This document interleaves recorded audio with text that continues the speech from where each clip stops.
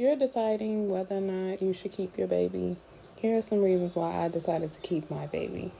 Now, my situation may be a little more complex than others because my son had a heart condition, has, whatever. But here are the reasons nonetheless. Now, when I first found out I was pregnant, I did cry about it because I was kind of like sad about it. I had a 6-year-old at the time, so it was just like, you know, are you really willing to start over? That was a question. And after that, it was like the initial shock of like, okay, so what are you gonna do?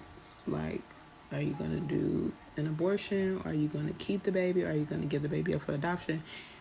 And you know how some mothers are like once we see that baby, we're gonna be like head over heels for the baby. So I knew like adoption wasn't an option. Also, I was just like, the abortion thing, it's easy for some people to get abortions time and time again, but for me it's really emotional, really like mentally exhausting to do it, and I feel like I just lose myself if I would have done that again. I would just lose myself, like I would have just lost it. So initially I was just thinking like, okay, let's give yourself some time because you know it's early, you still have time to think about it. But it's like in my mind, in my heart, like I knew it was a boy. Like I felt, I don't know, like I felt a real like connection to this baby that I didn't even know, never seen. So it was just crazy. And so when I did go to find out the gender, I found out it was a boy. I was just like, how would I know it's a boy before I even knew it was a boy? Which was crazy to me, which was also like another sign to like, okay, well, you already found out what you having. You should just keep them. And so, like, I just mentally prepared myself to, like, keep them. And then when I was, like, going for my 20-week anatomy scan, you know how you see, like, the ultrasound text. They're not supposed to tell you that something is wrong. But it's just like she kept going over his heart, like, going over it, going over it, going over it. And her face was just like, and I was like, is anything wrong? Oh, no, nothing's wrong. Da, da, da, da. I'm just going to have the doctor. Yeah, something's wrong.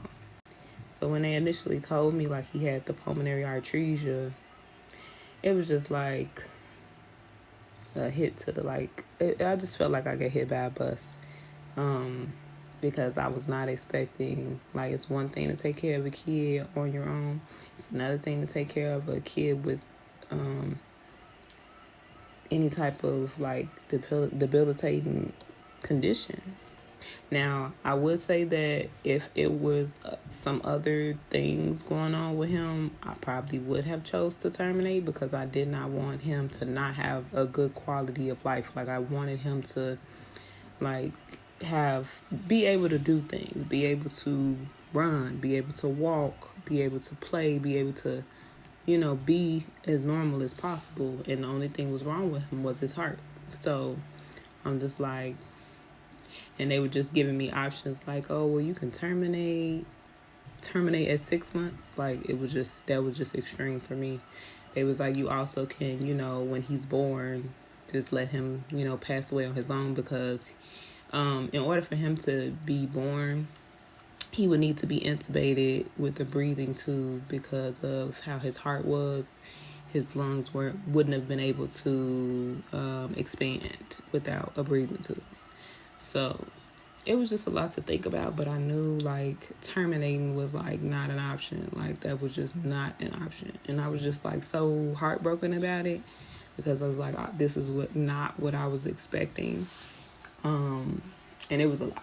Like nobody really understood what was going on, or I couldn't really talk to anybody because they did not understand what was going on. The whole time that he was in the hospital, it was just like I felt alone in it because nobody really understood. But my son had a few great nurses that I thank God for because they really like helped me get through it because they, they're taking care of him, so they understand. And they understand like I couldn't be there every day because it was just like it was hard to see him like that every day.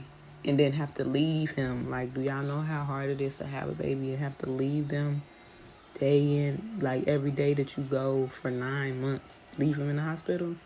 Like, it was just a lot.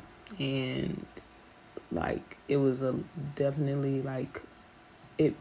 I don't know. I don't know how to explain how connected I am to him. Like, that is my baby. When I say that's my baby, that's my baby. Like, the things that he went through and still found a way to smile through it all. Like, rarely cried for, like, even though I know he was in pain. Like, you just getting sicker and sicker and you're still smiling. So he is just like my saving grace. Like, I feel like, I don't know, God put him in my life to just restore it, restore my heart, restore everything. Got a little choked up there, but I just say this to say, you have to choose your own path. You have to choose your own life. People are gonna judge you whether you're doing good or bad. People are gonna judge you whether it's the right decision to them or the wrong decision to them. But ultimately, you have to make the decision for yourself in your life and what it is that you want to do and what it is that you feel is right in your heart. So I just say this to say also that nobody can judge you. Like, they might judge you, but nobody can really judge you. They're not God. They can't tell you, like, you shouldn't do this, you shouldn't do that. Do you really think that's a good decision? Like, even though going in it, I was by myself doing it, I would not change that for the world. To be there and see this boy fight for his life and still smile. Like, that put like a fire in me, and that like healed me.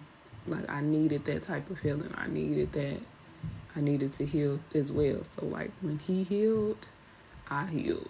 Like, when he came home, I wasn't numb anymore. I wasn't, thinking about doing the crazy stuff that I used to do. I wasn't thinking about how nobody felt about anything. Like, I just did not care what nobody was doing. It did not cross my mind that, like, oh, you need to be out and partying, you need to be out doing this. Like, I just couldn't do it. I was locked in. Like, I went to work, ran up like 10K in 2 months. Like, I was,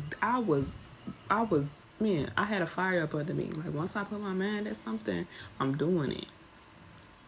So, I don't know, y'all. When it comes to the conversation of, oh, well, if a man tell you not to have a baby, you shouldn't have a baby, I can't speak for that. You can only do what you feel like is right for you. You're the only person that's gonna know what you can handle. So I don't know, but I'm blessed. My son is blessed to be here. Blessed. Like, he was very sick, waiting on heart, very, very sick. And he made it home.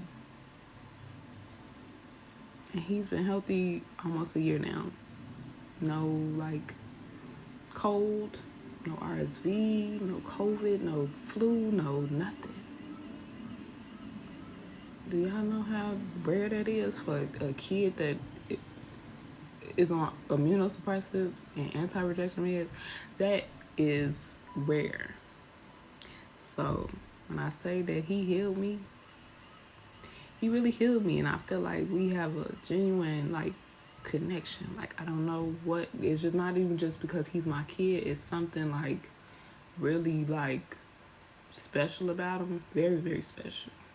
He's like, he has that healing spirit, and I'm just thankful and grateful.